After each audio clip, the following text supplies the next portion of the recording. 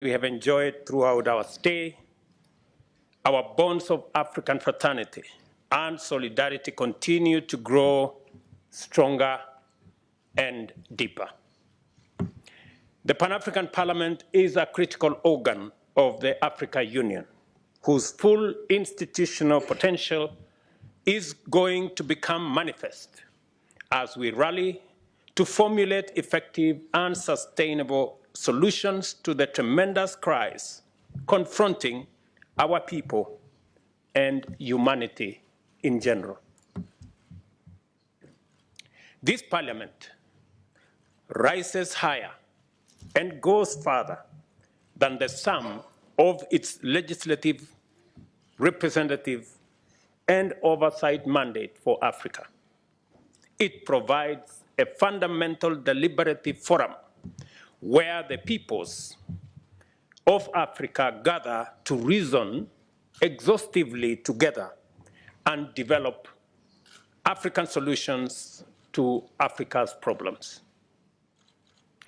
This assembly is the august crucible where the full range of African voices, the diversity of African ideas, and the variety of African insights interact and generate the principles and knowledge that we need to inform our endeavors to give present and future generations a prosperous and a secure Africa, together with a livable planet.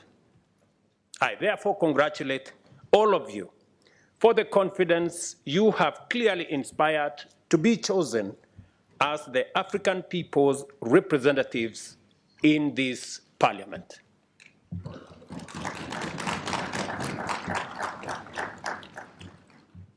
You take your seats in this House at a very critical time for Africa and the world.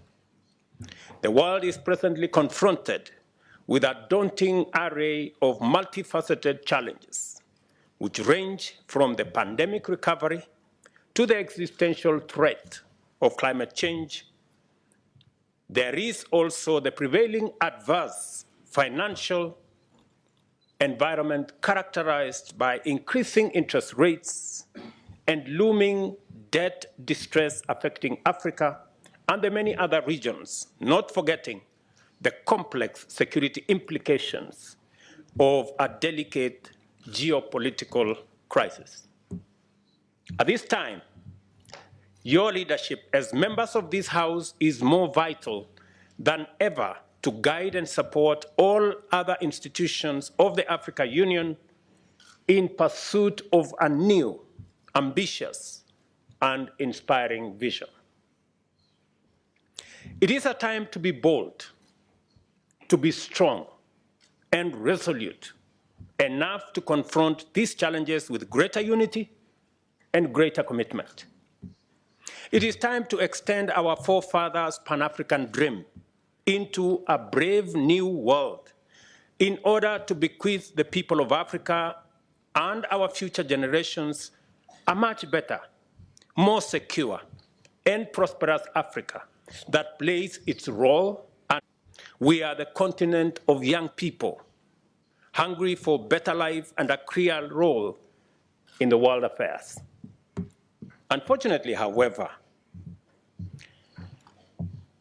the discursive profile of the continent has too often been focused on the challenges and the difficulties we face and the assistance we need in a way that depicts us as chronically subordinate, eternally vulnerable, and perpetually incapable. As a consequence, an emerging psychology of victimhood implicates both African and global leadership in a politics of pity and helplessness. It also denies the world's youngest continent, repository of unparalleled abundance, the agency to articulate appropriate solutions for its own problems and to offer its unique, indispensable contribution on the broader global stage. I am persuaded that our generation of African leaders has the historic mandate to retire this unhelpful profile and in its place articulate a more accurate and compelling portrait of Africa that is both faithful to fact, yet also developmentally inspirational. Through this fundamental shift, we have the opportunity to empower and mobilize our people to drive transformation, attract investment, and inspire partnerships and collaborations across the world. I see a tremendously decisive role for yourselves as members of the Pan-African Parliament, since you represent the voices of Africans on all issues pertaining to every sphere and sector of individual and collective endeavor. Please don't let us down.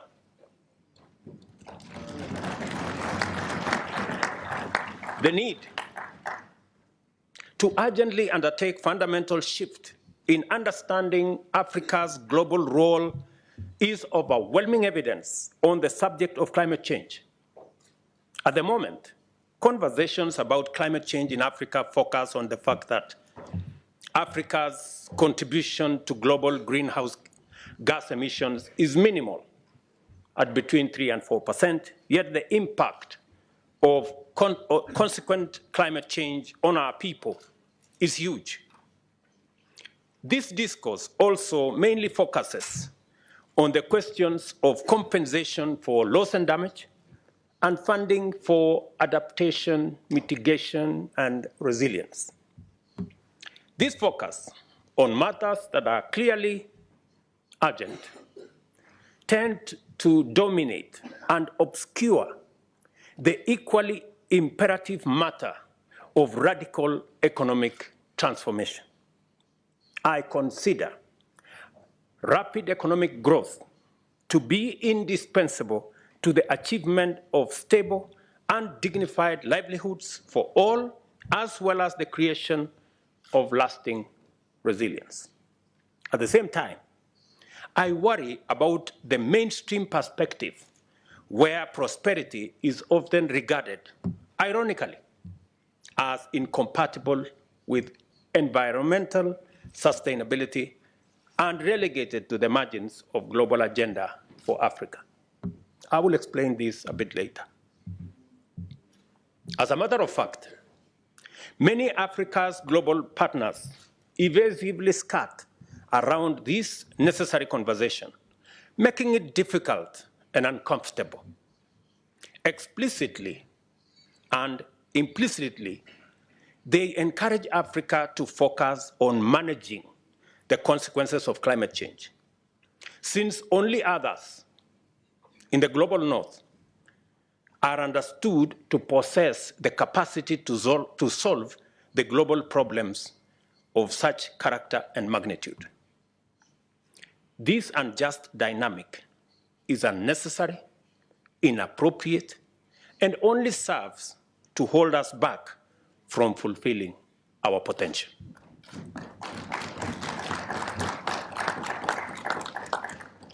Good people, let me ask you, who said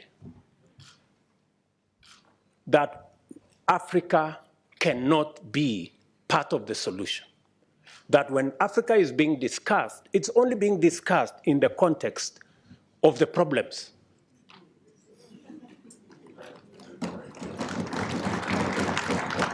And our voices are limited to, oh no, you are victims of climate change. We will help you to manage the situation. We will manage you to deal with adaptation. We will look for some little money for mitigation. We do not want to be in that corner. We want to be in the conversation about the solutions. And we have what it takes. And shortly, I will be proposing to you why I consider that, in fact, The reason why we have been in a circus for all these years, it's because we as Africans have not stepped forward with our capabilities to provide the solution to this challenge of climate change. As the chair of the Committee of African Heads of State and Governments on Climate Change, I fully associate myself with the consensus that has evolved among Africa's leaders who have refused to be tethered to this unsatisfactory ideology. Instead, we have been pushing a fresh, affirmative, and solution-oriented perspective. And I have come here today to ask you to join us in executing this change of course, articulating a fundamentally Pan-African principle and amplifying new ethos that summons the world to live, produce, and consume in harmony with nature that will be spearheaded by Africa.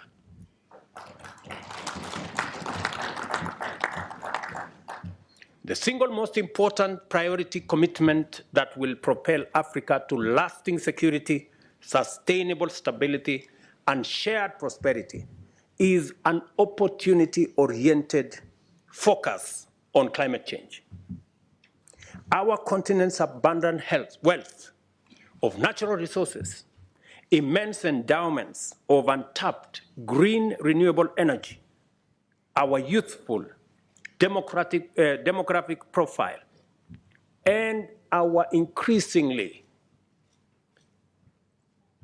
enlarging market precisely constitute the fundamental elements required to mitigate and then reverse climate change while driving a new green industrial revolution. Africa's untapped renewable energy. Let me give you some numbers. Africa's untapped renewable energy potential is more than 50 times the world's cumulative demand by 2030. The continent's untapped solar, wind, and geothermal potential is rated as super abundant in most African countries, meaning the potential is over 1,000 times the current demand. Yet, nearly 600 million Africans lack access to electricity, while another 150 million have highly unreliable access, and a whopping 900 million Africans have no access to clean cooking energy. Just imagine the paradox that we are in the middle of plenty while living in scarcity. The primary cause of Africa's minimal investment in exploiting its abundant green energy potential is the lack of energy-intense anchor demand. Such demand would make investment in additional energy generation capacity bankable and render universal energy access possible. Scientists tell us that achieving the net zero emissions by 2050 is imperative to sustain human civilization. Failure to reach this target will lead to devastating and irreversible impacts on ecosystems, weather patterns, and sea levels.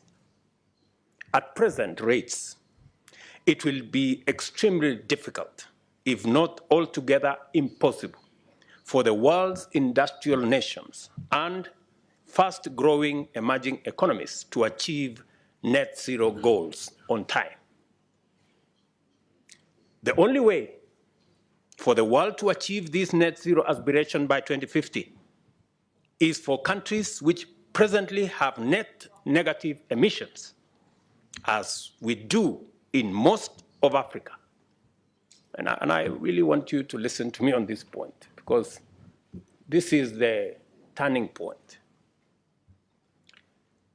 the only way for the world to achieve the net zero aspiration by 2050 is for countries which presently have net negative emissions, as we do in most of Africa, to make up for those on course to missing the 2050 goal.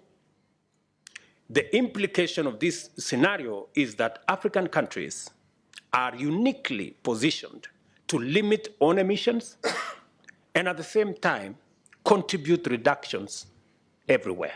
We are not only in a position that we can limit our own emissions, but we can assist others. We can contribute to the reduction by others.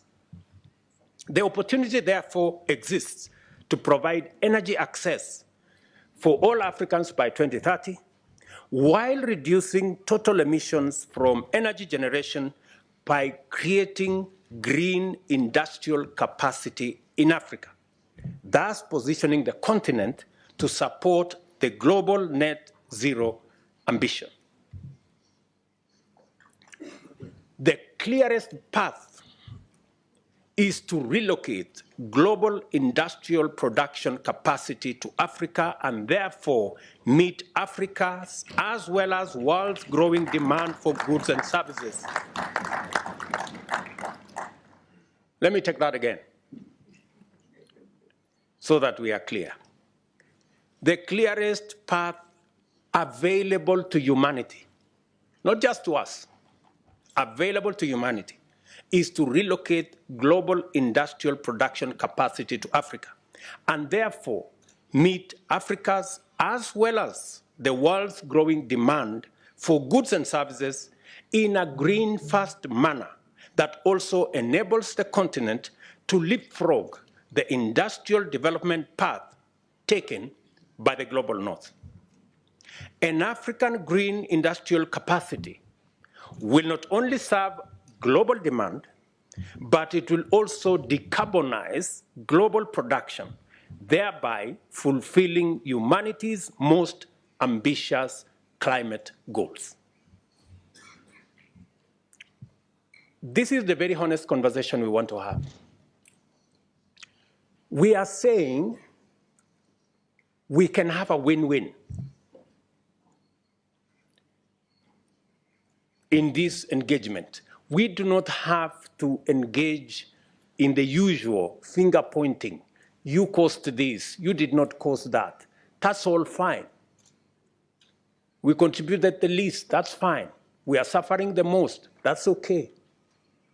But we can together agree on a solution that carries everybody.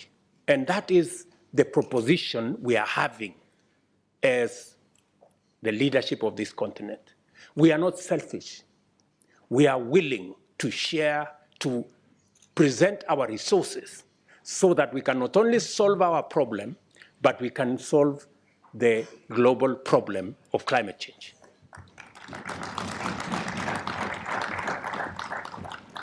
Let me tell you more.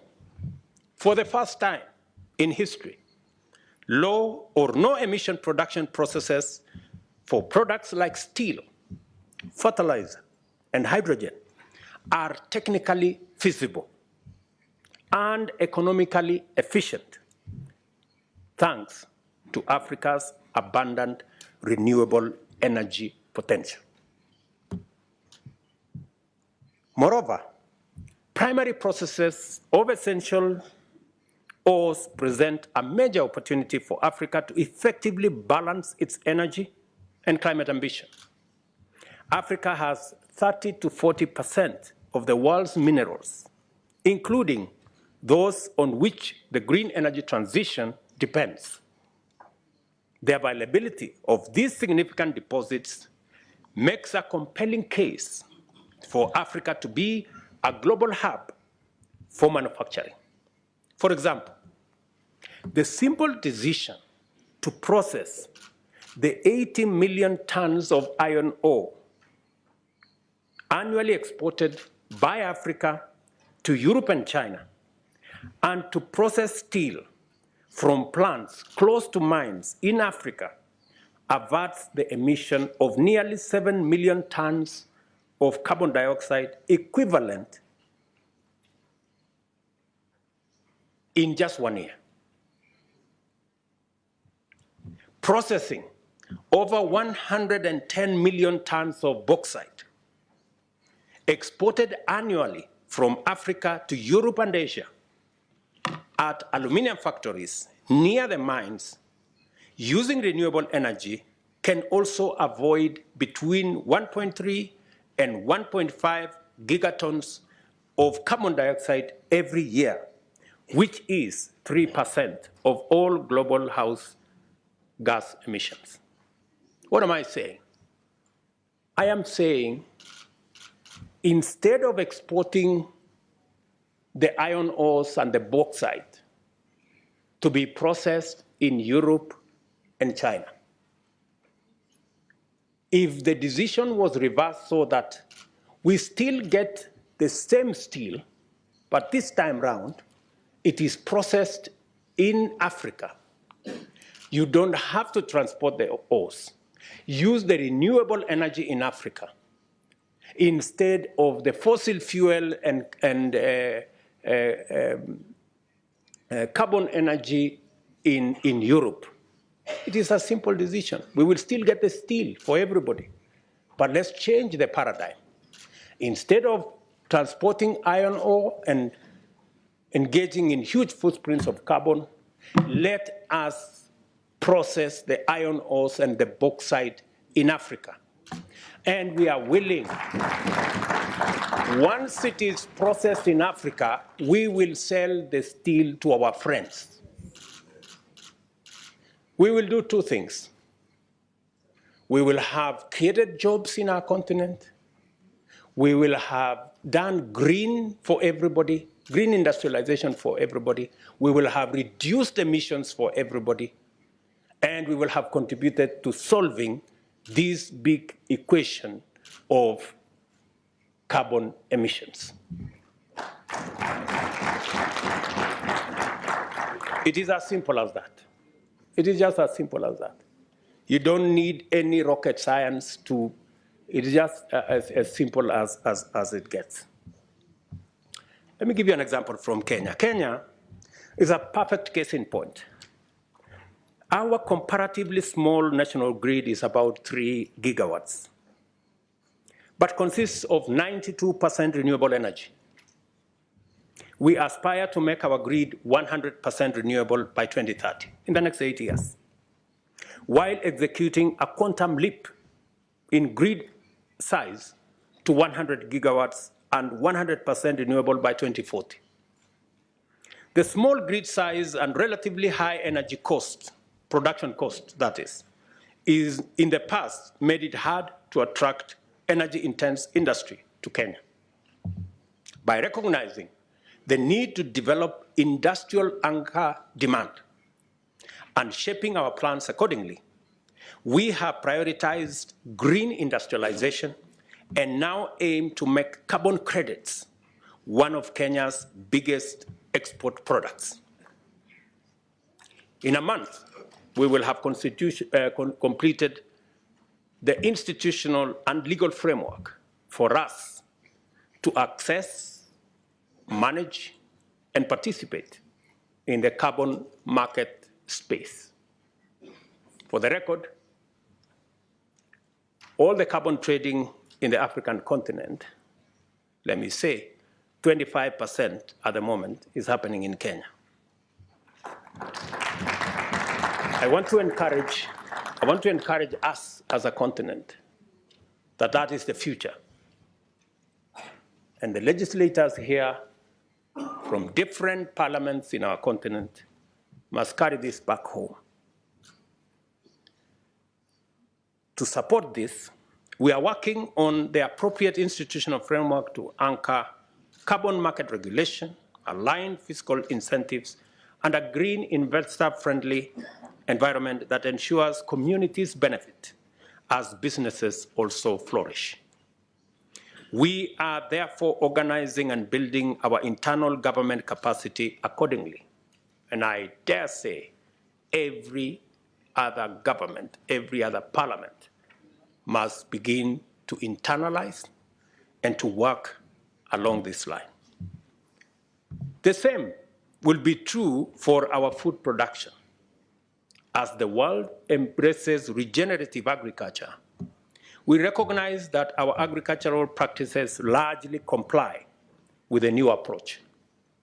We must therefore commit to apply productive technologies driven by renewable energy, such as solar-powered irrigation, along with resilient seed varieties, to increase our yields, and farming in climate-smart ways to generate soil health and additional carbon revenues. It is essential to point out the additional benefits of relocating industrial production to Africa in terms of strengthening our balance of trade, ease pressure on our currencies, and mitigating the vulnerability arising out of dependency on capricious supply chains, as is the case in our fertilizer supply. Case in point is what happened in Ukraine and Russia. We have all it takes to grow our industries and make Africa the clean, green factory of the world. My call today is for us to do so in a way that is green from the start, so as to capitalize on the exclusive competitive advantage we have. No other continent has the advantage that we have as a continent. Another major opportunity for the continent is in carbon removal using hybrid solutions, including nature-based and technological solutions. Our continent has the potential to remove over 300 million tons of CO2 per year through nature-based solutions such as landscape restoration, reforestation, and mangrove forest protection and expansion. These measures, at a carbon price of $50 per ton, could provide in excess of $15 billion in revenue, create more than 85 million jobs, and improve millions of livelihoods. Of course, I am well aware that the prices we currently get on average are $5 per ton. It is unacceptably unfair given that everywhere else prices go up to between 100 and 200 $200 per ton. That's the conversation we need to have. We need a carbon market that has integrity. And this way, we wouldn't be asking for money for debt. We wouldn't be asking for debt relief. We wouldn't be begging for grants and aid. We will be making a positive contribution to humanity and earning out of the assets of our continent. Regarding engineered solutions, Kenya startups are exploring the use of the Rift Valley geological formations for mineralized storage to replicate the success reported elsewhere in geologically comparable landscapes, such as in the Iceland. If you can generate carbon credits in Iceland, we can also generate carbon credits from the fissures in the Rift Valley. Market and market access are issues of cardinal significance as we articulate growth strategies centered on green development opportunities in our continent.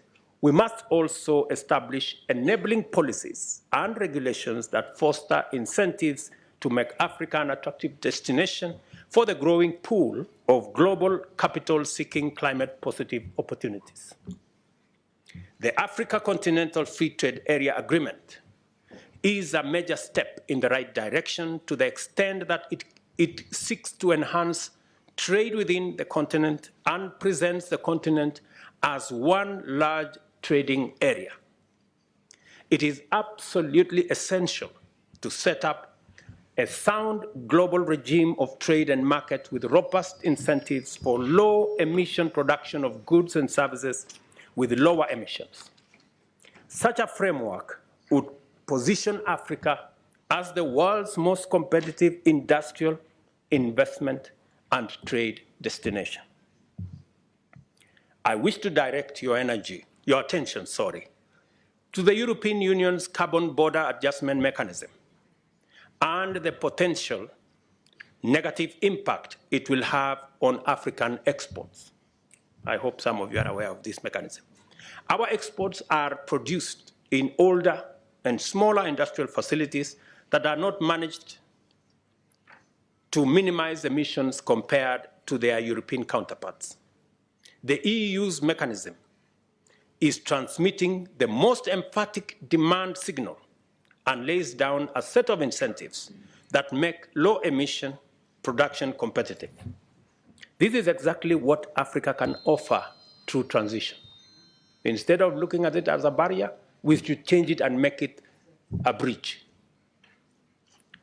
We have a responsibility to ensure that global carbon markets maintain the highest standards of integrity to most efficiently channel benefits and rewards to communities that do the hard work of protecting and expanding carbon sinks or innovating new ways to avoid or permanently remove greenhouse gases.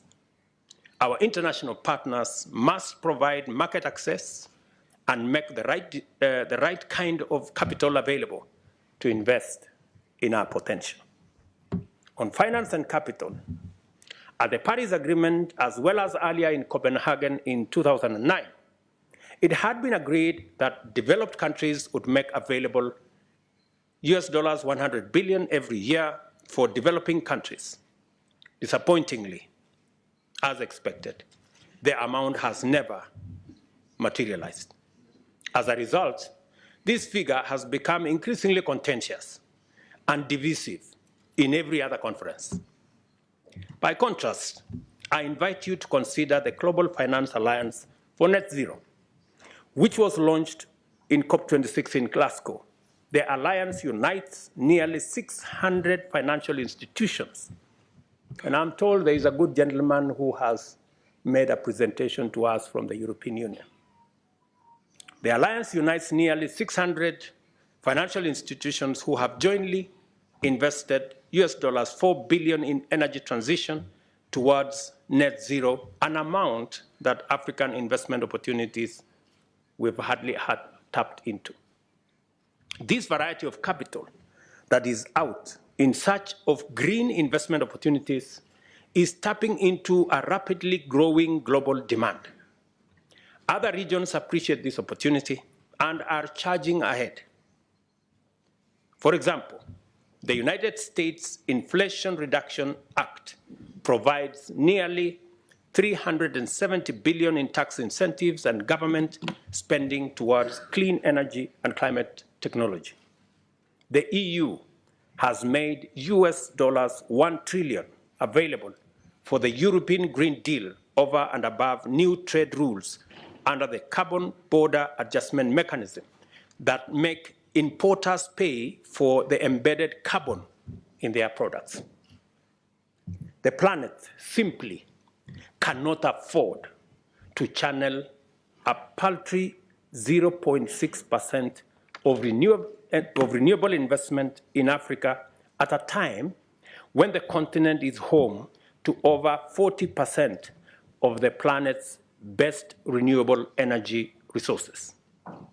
Our statistics on sustainability, efficiency, and green compliance are outstanding.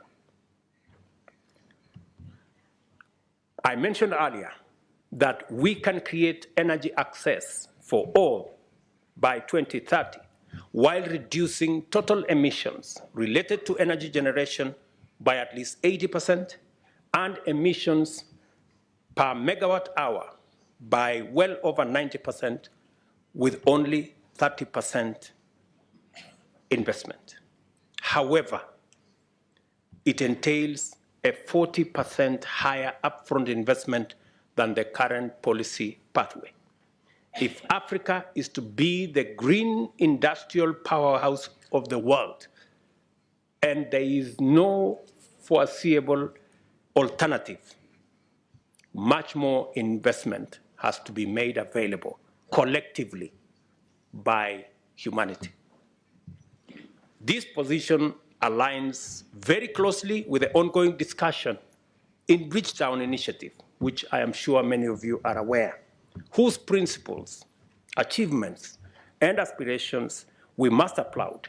A decision in line with the Bridgetown call for action to channel a greater proportion of global finance to emerging and frontier economies and link it closely with climate action would make necessary concessional capital available to de-risk and attract private investment. This is precisely the outcome that decades of economic distress and underdevelopment of the global South deserves and must have. Moreover, as the global financial reform movement considers debt restructuring, the sustainability of debt relief is a major shared concern. Many of the countries in debt distress benefited from debt relief according to the highly indebted poor countries in the 90s. It is clear, therefore, that debt relief did not automatically usher in significant economic growth. In fact, it didn't achieve much. To liberate economies from this vicious circle, positive growth that is sensitive to climate and biodiversity agenda is needed. This is growth that builds on all our assets. African countries possess inherent competitive potential to emerge as clean, green, global manufacturing hubs. And that's the unique position we have. Instead of all the games being played, all we need to do, we are telling the world, we have our assets, we are willing to have a win-win engagement. We have the largest green energy potential, resources.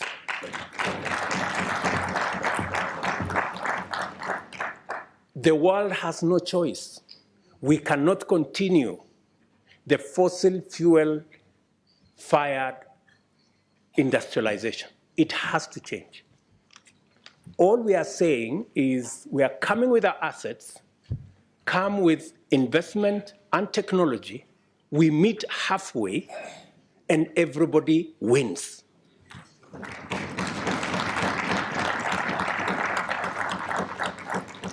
That's all we are saying. We are tired of complaining. We are tired of being victims. We want to be part of the solution. Don't consign Africa to the margins of problems and being victims and managing adaptation. We have better proposals that can get all of us out of the quagmire that we are all in.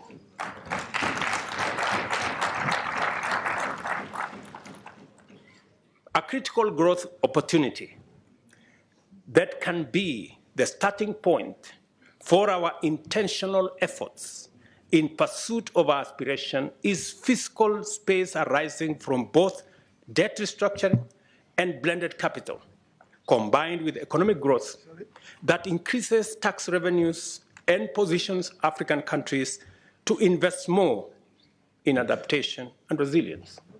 Once we have a win-win, once we are making money, once we are engaged in economic activity, we can take care of the adaptation.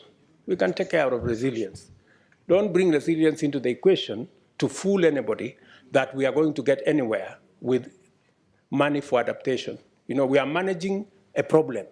We want to be part of the solution. Don't consign us to managing a problem.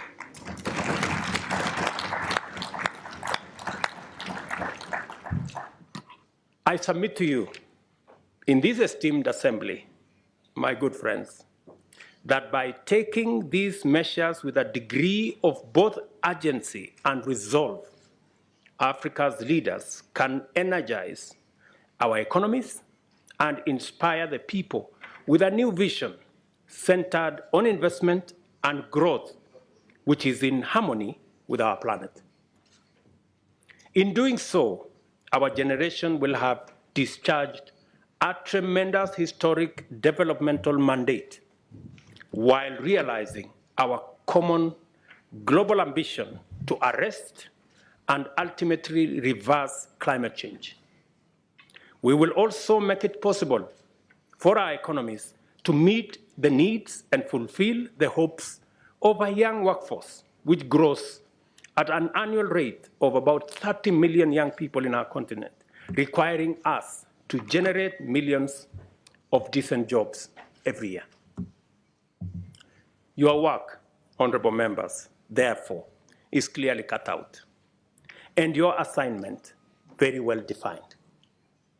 By facilitating robust and continuous discourse on the broadest cross-section of Africa, this Parliament will simultaneously employ the federative transmission of ideas from discrete grassroots agencies to the global and continental, multilateral, and intergovernmental fora, and at the same time engage the devolutionary mechanisms of domesticating global standards and international norms.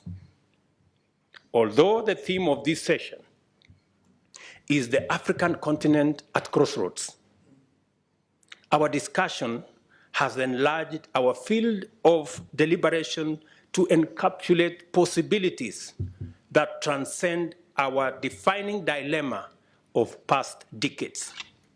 For a while, Africa has struggled with an implied trade-off between economic growth and prosperity on one hand, and environmental sustainability on the other.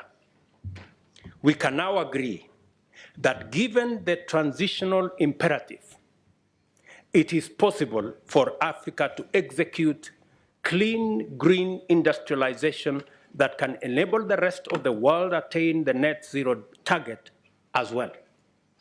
We finally have the answer to the dilemma, and with it, our way out of the thematic crossroads.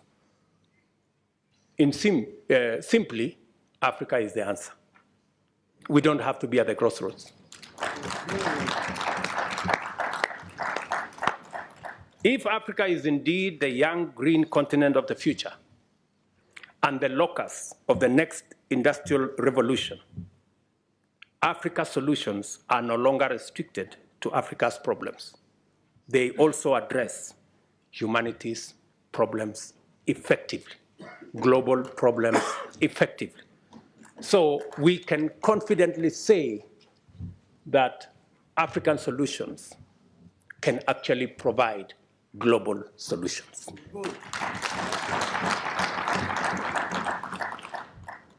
Aspirations often come with a problem of implementation. The concept paper contains a statement that I approved unreservedly. A sound policy framework should begin with formulation and end with implementation. But worldwide policy development is frequently prioritized without regard for performance. Our development partners tend to focus more on providing resources for policy development rather than implementing the policies.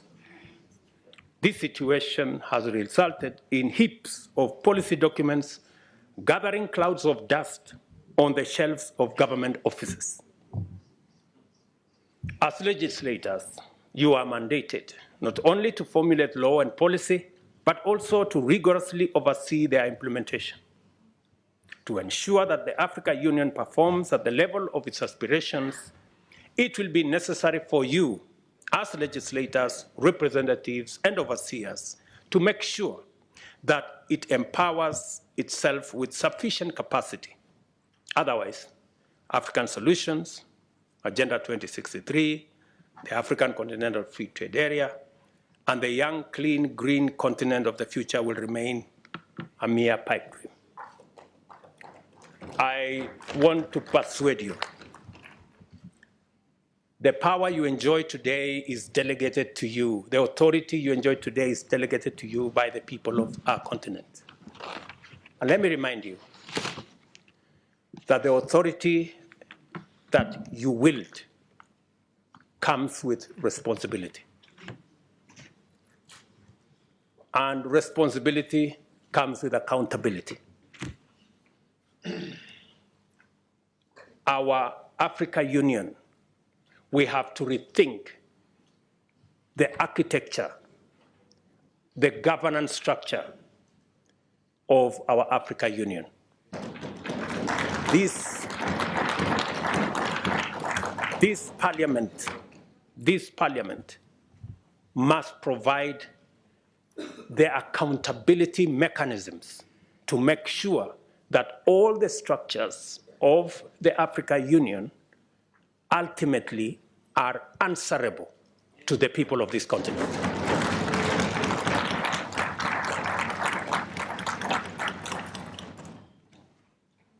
It is completely against the principles of accountability to have an impotent parliament.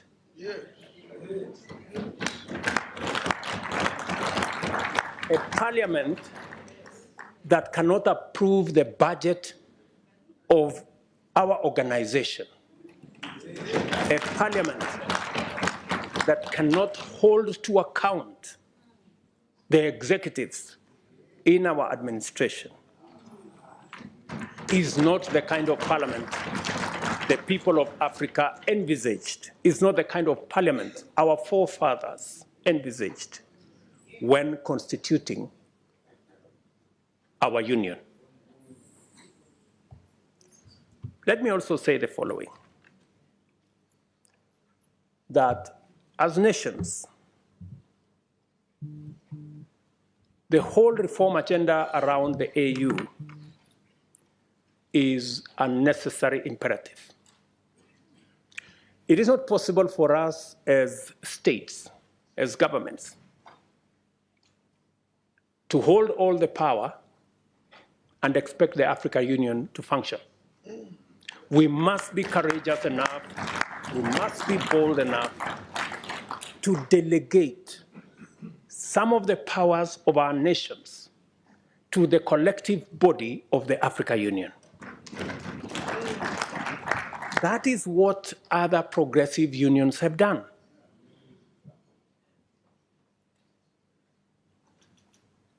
It is not possible for us to continue to engage with the rest of the world the way we are doing. The budget of African Union,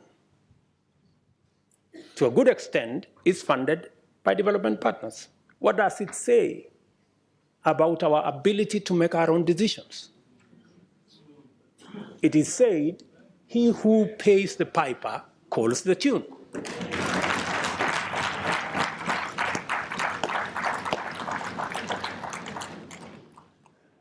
As things stand today, and I say this with tremendous respect, the Africa Commission Chair, the Africa Union Commission Chair, does not have what it takes to prosecute the agenda for our continent. We still hold all the power as heads of state and expect the union to function. It cannot function. We have to donate some of the power to the collective authority of the union. I had occasion, let me explain to you something. I had occasion a few weeks ago to talk with the German Chancellor.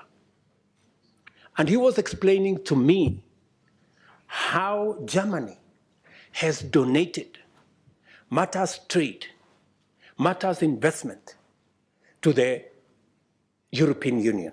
And they have immensely benefited by working together as 27 governments, 475 million people. In our continent, we still want to keep all the powers in our little corners. How are we going to negotiate with EU as a country? You know, how are you going to negotiate? And this is the candid conversation we must have. The Pan-African Parliament must operate at the same level as the European Parliament. if we have to engage with the European Union on a platform as equals. How does a country with 10, 20 million people engage with the European Union with 500 million people on equal footing? Is that a reality? You know, we just must be honest to ourselves. The globe is acting in concert. We cannot afford not to act together.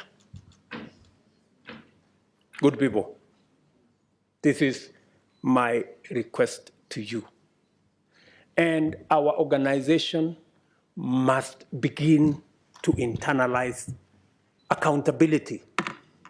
If you want to wield power, if you want to wield authority, you must be ready to be held to account. Otherwise, you have no business.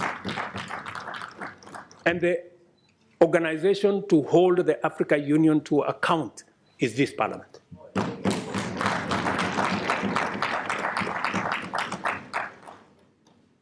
So what am I saying? For example, let me give you another example. We have been to US Africa.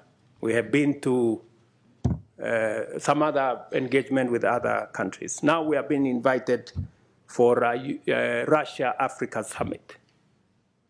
We have made a decision, very respectfully as heads of state in Africa, that any engagement with other partners must be an engagement of equals. And for it to be meaningful, if we are going to meet the president of a country, we have organized ourselves that the Troika is going to represent Africa. The chair, the current chair, the past chair, the chair that is coming, and the heads of our regional economic commissions, about 6, 7 people. But what happens continuously? When others want to engage with us, they don't want to deal with a troika. They want to invite 50 heads of state. So we go to a meeting, just explain to me what kind of outcome you expect where 50 heads of state are sitting. Everybody is asked for speak to 1.5 minutes. You speak to one for 1.5 minutes. What kind of engagement are you going to get? You're going to get nothing, right? The best that you get is photographs.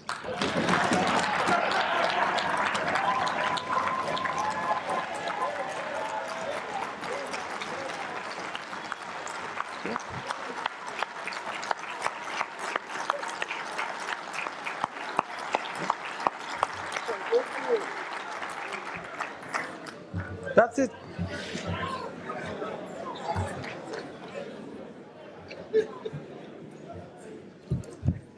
Precisely.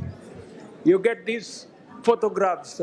They normally line us up somewhere, you know, crowd of 50 heads of state.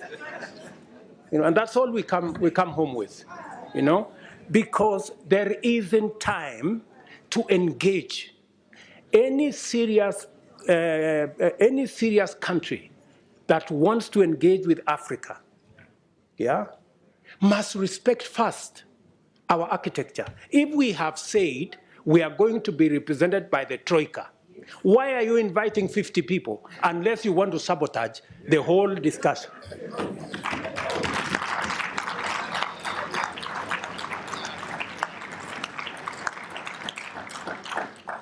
And if you can't respect our own rules, it is a sign of lack of goodwill. I mean, you must, so that when we engage, you know, if we have a smaller group of 5 people, then you can have a meaningful conversation. And we can have a meeting of equals. But here you are, you represent 200-300 million people. You have a guy here who represents 10 people. You have another guy who represents 10 million people. Then that conversation becomes, and some of the time, you know, the most unfortunate thing is that some of the people who invite us to these meetings tell us, if you don't come, there will be consequences. So all of us are forced to go to a meeting that has no meaningful outcome because of blackmail. This is not right, good people. You know, this is not okay, you know? So I have written to my brother who was here the other day that this time round, any other invitation, it must respect the rules of our continent. We have said any meaningful engagement, anybody who wants us to take them seriously, they must first respect our architecture.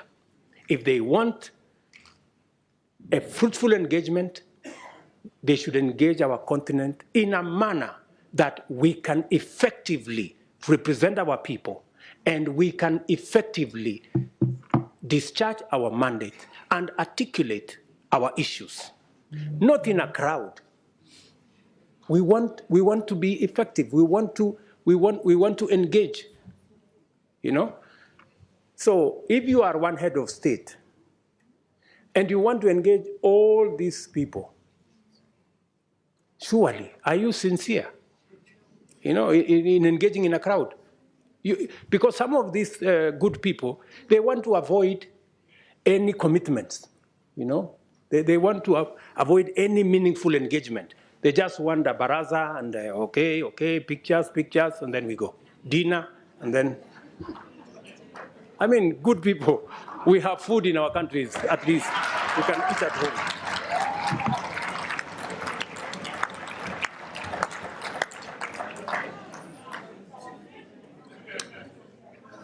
The Africa Union reform agenda must therefore become a priority this session. And you must, members of parliament, you must interrogate and conduct the process to ensure that structurally the roles of the Bureau, Summit, committees, regional caucuses, Secretariat, and Commission are rationalized to give Africa a fit-for-purpose continental governing body worth its name.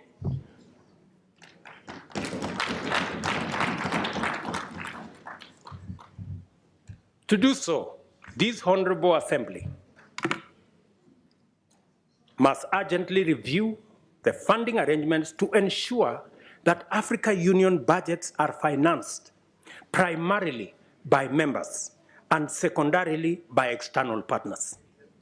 In turn, this will require a mechanism where Africa Union member states are up to date with their contributions with regard to all our commitments. As matters stand, our most core mandates depend on the goodwill of development partners. Just imagine, including critical peace and security matters, that our own peace and security fund is funded by development partners more than is funded by us as heads of state and countries. Good people, this needs to change. Africa's solutions must look like solutions. And in principle, they ought to emanate from us.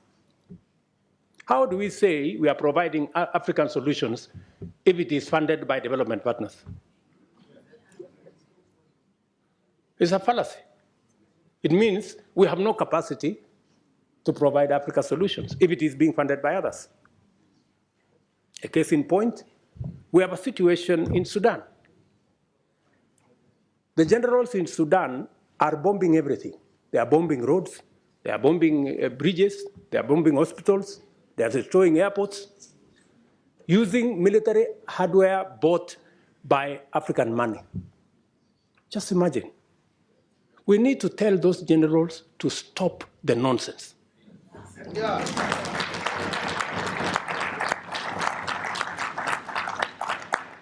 Military capacity is for fighting criminals and terrorists. It is not for fighting children and women and destroying our own infrastructure.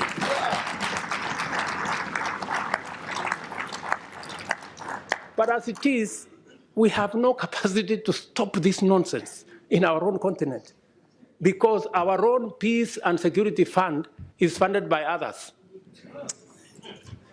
We have a problem. But I'm telling you, we are going to correct this problem. It is us to do it.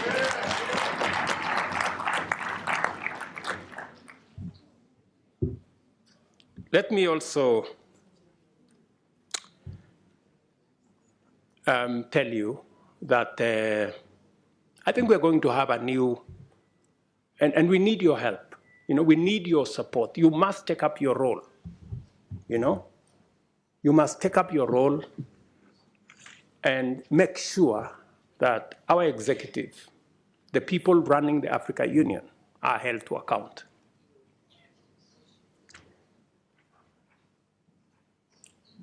With this vision in mind, I sought and was privileged to receive the approval of the African Heads of State and Government Summit to have the honor of hosting the Africa Climate Summit in Nairobi this year in September. This will be a major gathering of African and global leaders to deliberate and consolidate a clear African position and clear African voice as we project our agenda in the global stock take engagements and the build-up to COP28. The summit also provides an opportunity to highlight and forge consensus on the modalities of unlocking Africa's vast potential to positively impact the climate agenda and rally the world to tap into the numerous opportunities that Africa presents towards global net zero. This will not be another morning summit where we are mourning about our situation.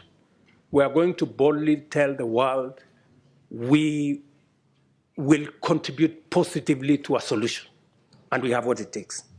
I invite you all to Nairobi to join us at that summit and to take part in that broader journey and vision. For Africa to hold meaningful discussions with global partners, I have told you, Africa heads of state and governments have resolved that partnership summits by external parties shall be reviewed with a view to providing an effective framework for African Union partnerships. And we are going to work together in that manner. Another proposition I want to make to you is the United Nations. This is an important forum for transacting global affairs in diplomacy, peace, security, and trade, among others. But Africa, a continent of 1.2 billion people and a GDP of close to $2 trillion, finds itself disadvantaged by the current configuration of the UN Security Council, a configuration that was established 80 years ago, before the Second World War. But the world has since changed tremendously, we all know. Countries that had not become self-determining have since attained independence and are making a huge contribution to their people, continents, and the world. It is therefore time to reform the UN Security Council and change it from an exclusive club of 5 permanent members to a more representative global council that works for the interests of the whole world.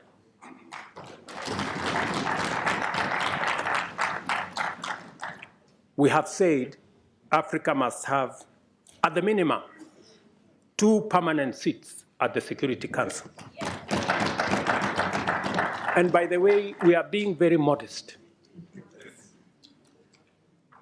Yeah, we are being very modest because we are understanding. We must therefore work together to make our continent prosperous, for that is what it deserves, and our people now and generations to come, and improve our relations with global business and global investments.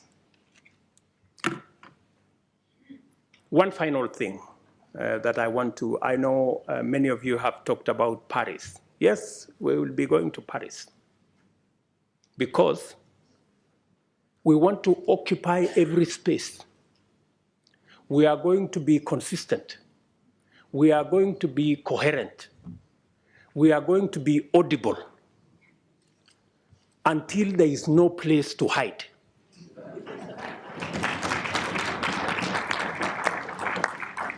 Yeah? Until the conferences are stopped. Otherwise, we will make them noisy, we will make them messy, and there will be consequences.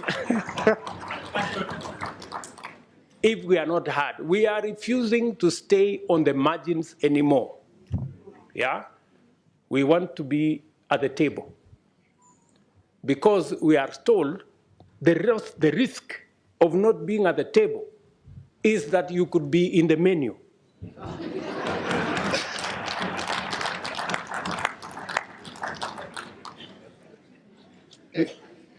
Do you understand? So we are going to occupy every space. And we have been gentlemen for far too long. We are now going to appropriate our place because we have a contribution to make. Ladies and gentlemen, thank you very much for listening to me. I don't take it for granted. And God bless you.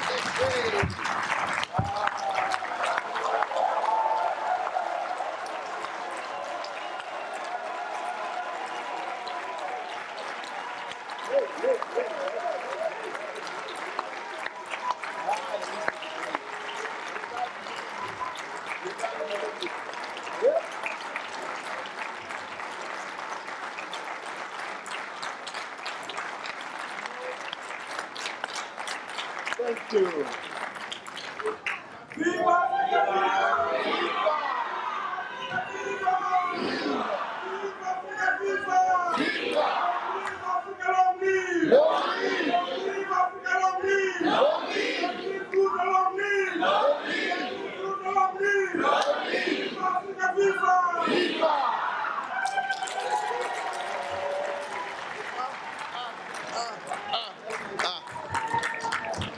What do we want?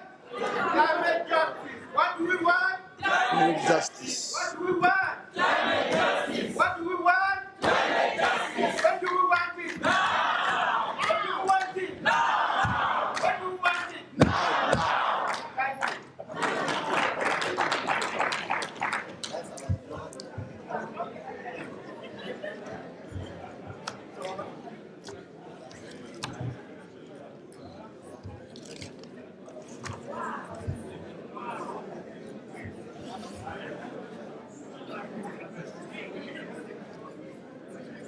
I have nothing to say. I have nothing to say. I have nothing to say. Hey! Hey, hey, hey, hey, hey, hey, hey, hey, hey, hey, hey, hey, hey, hey, hey, hey,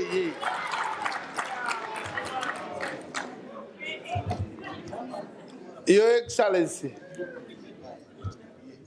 Your Excellency. I am standing here saying, what can I say? Nothing but to just thank you, nothing more. Just thank you. Hey. Yeah. Yeah. At one point, I could see 80% seated and wondering, looking at you like this. Wondering whether this is coming from a president of this continent.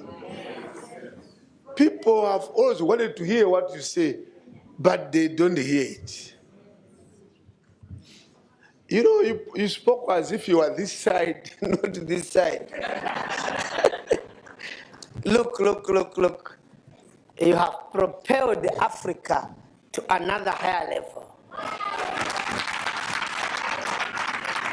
I tell you. We now have gained confidence in our leadership on this continent. We really have confidence. We now have hope. And those that are aspiring, because this parliament has produced, as we said yesterday, a number of heads of state from this parliament. The current president of Seychelles was here 2 years ago. The current president of Namibia was a member of this parliament. Former President Mahama of Ghana was a member of this parliament. Former President of Mali, Keita, was a member of this parliament. Who else? So, now today, Niger president, Niger, Bazoum, Honorable Bazoum, he used to sit over there, that side. Bazoum, former member of this parliament. But I want to say, if there are others among you who are also aspiring, I think twice. It is no longer the presidents of yesterday. Things have changed. Look, we now want this caliber.